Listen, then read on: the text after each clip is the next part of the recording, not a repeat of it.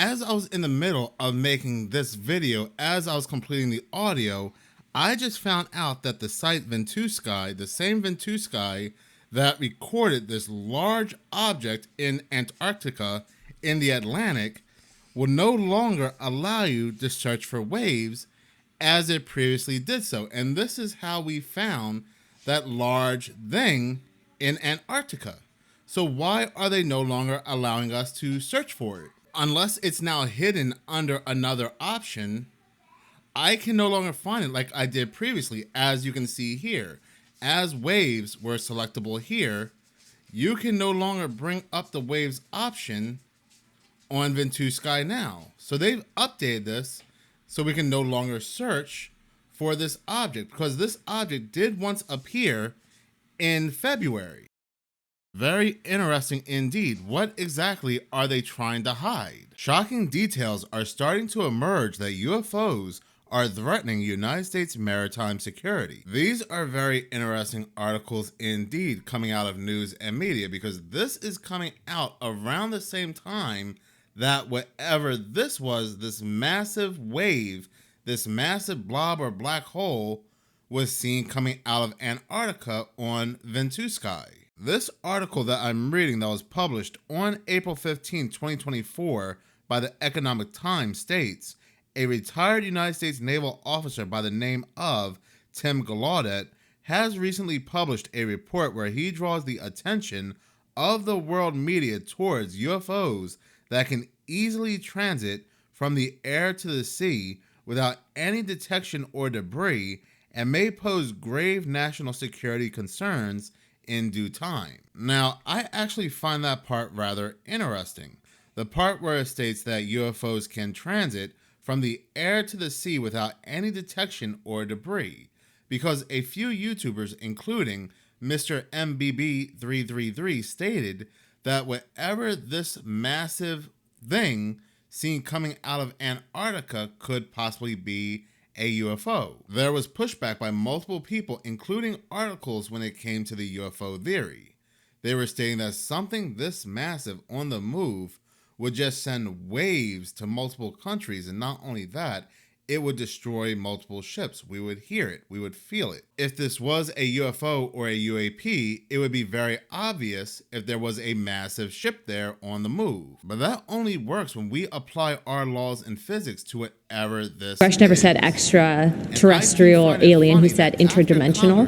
You said interdimensional. I mean, that we may not be what does that term, is this something that bends time and space? He said interdimensional. He refused to use certain terms. The inquiry comes as bipartisan law. Things from another planet, that these could be interdimensional, extra-dimensional. All of a sudden, we don't really hear about UFOs and aliens anymore coming from Congress. Things became a little hush-hush. These still could be portals, and this is how they come through here. Through these portals, places that hold a lot of energy. This area could be another part of a ley line. And they are using these high energy areas to open up these portals to come through.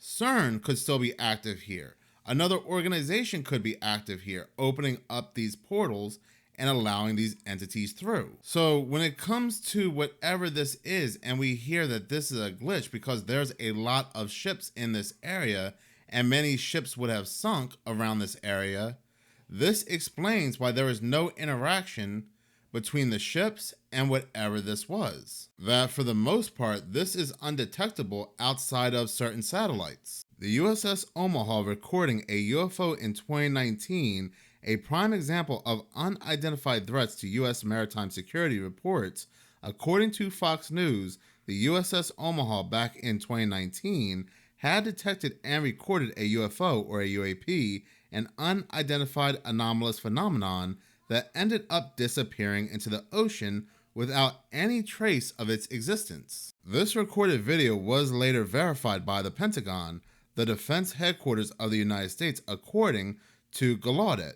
It is an example of the grave threats to United States maritime security and the constant ignorance of the nation about the surrounding ocean. In the report published by the oceanographer and retired Admiral Gallaudet in March this year, He explained that the Department of Defense of the country is not sharing explicit facts about these UAPs, containing weird and potentially dangerous characteristics. Admiral Glaudet also stressed the importance of studying these kinds of objects at the earliest, as it is scientifically valid to research such kinds of objects with unexplainable characteristics, like the one recorded by the USS Omaha in 2019. The 2019 incident still has not been debunked or explained by the Department of Defense, Pentagon, or NASA in any manner, even after investigative journalist Jeremy Corbell had released the video back in 2021. Now, we still do have to tread very lightly when it comes to any UFO and alien talk coming from the news and media, because this is the same news and media that's owned by a 3-letter organization. So with that being said, I also found some very interesting information about this specific island here. And if you remember from my last video, I stated that whatever this massive thing was came from the location of this island. So I looked up this island on Google Earth and I found that this island oddly had no name, which is uncharacteristic of the other islands in this location. But there were some of you in the comment section of that video that stated they knew the name of that island, and that island is called Bouvet Island. While this island is not a part of the Kingdom of Norway, it is still under Norwegian sovereignty. Norway was also one of the 12 European countries founding CERN in 1954.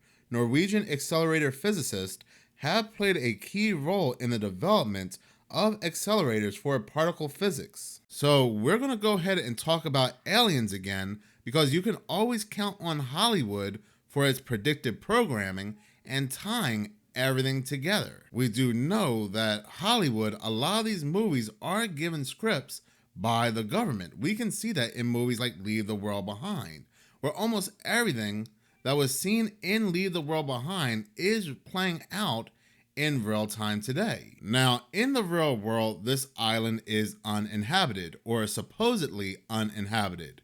But in the movie Alien vs. Predator, the island was the site of Razorback Point whaling station until its inhabitants had their lives ended in a conflict between the xenomorphs and a tribe of predators.